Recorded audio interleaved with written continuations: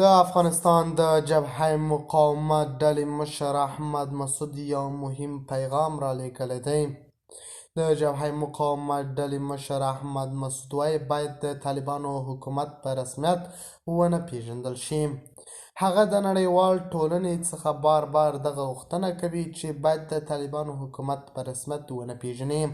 هغه د افغان ښځو او نجونو او د مکتبونو او کار پر بندیز هغه لګول شوي بندیزونه چې طالبانو پر ښځو لګولي دي، هغه هر وخت د نړیوال ټولنې ته دغه غوښتنې وړاندې کوي چې طالبان په رسمیت ونه پیژني. بیا ذبیح الله مجاهد ویلي هغه غونډه کې چې څوک ګډونوال ول هغه ټول لیدل شوي او پیژندل شوي دي. د خرابات ټي وي چینل درنو لیدونکو سلام، ستړي مه شئ، وخت مو بخیر. هیله لرم چې جوړ او روغ به یې. په سر کې یادونه کوم که خرابات ټي وي چینل مو نه وي سبسکرایب کړی، په درنښت سره خرابات ټي وي چینل سبسکرایب کړئ.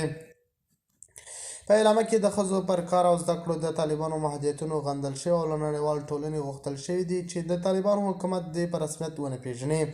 په اعلامیه کې په دوحه کې د ملګرو ملتونو په نوښت جوړېدونکې غونډه د افغانستان د خلکو رښتیني استازو په غایب کې غونډه بلل شوې او له ګډونوالو غوښتل شوي دي چې د هر هغه بحث نه ده چې د طالبانو د واک د دوام او د اعلامیې په وینا د افغانستان د وضعیت د پیچلتیا سبب کیږي باید ډډه وکړي.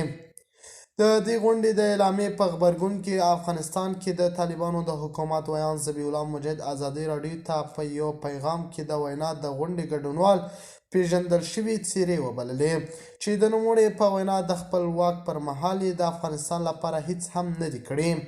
د خرابات ټي وي چینل درنو لیدونکو دا و زموږ ته د مهال چمتو کړی خبر.